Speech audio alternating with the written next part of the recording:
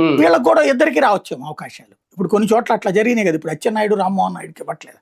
అయితే కాకపోతే ఇద్దరు ఒకే కుటుంబం కాదనుకోండి, అన్న తమ్ముడు ఉమ్, బిడ్డలు అంతే తేడా. అవకాశాలు అంటే వస్తాయి. సార్ 2029 ఎన్నికలకు ముందు పాలనా పరంగా కానీ పార్టీ బలోపేతానికి సంబంధించి కానీ లోకేష్ గారి ముందు కొన్ని సవాళ్ళు ఏమైనా ఎదుర్కోవాల్సి వస్తుందా? అంటే ఖచ్చితంగా ఇప్పుడు ఆయన పార్టీని సంస్థాగత నిర్మాణం ఆయనదైన స్టైల్లోకి వెళ్ళిపోతుంది ఇప్పుడు పార్టీ. ఇప్పుడు పార్టీకి ఇంతకుముందు చంద్రబాబు గారు ఏంటంటే కాంగ్రెస్ విధాన సిద్ధాంతాన్ని అమలు చేశారు తెలుగుదేశంలో. బూత్ కమిటీలు, మండల కమిటీలు, వాటికి కోఆర్డినేషను ఇదంతా చూసుకునేవాళ్ళు. సుదీర్ఘకాలం పాటు ఆ ప్రాసెస్లో నడుపుకొచ్చారు పార్టీ. తర్వాత రాష్ట్ర విభజన తర్వాత 2 రాష్ట్రాలకు అధ్యక్షుడు లాంటి ఫార్ములా కూడా ఆయన అమలు చేసుకొచ్చారు.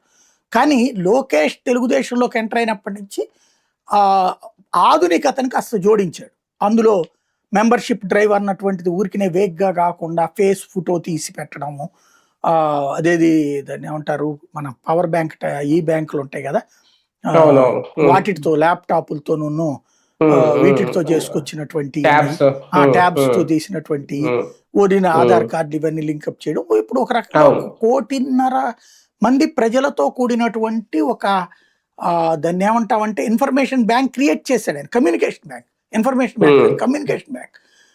ఇవాళ లోకేష్ ఒక మాట చెప్తే 1.5 కోటి మందికి వెళ్తుంది అది. వాళ్ళ వాట్సాప్ లో కానీ వాళ్ళకి సంబంధించినటువంటి ఫేస్బుక్ లో కానీ ఇది 1.5 కోటి మందికి ఆటోమేటిక్గా వెళ్తుంది. ఇది ఆషామాషి వ్యవహారం ఏం కాదు.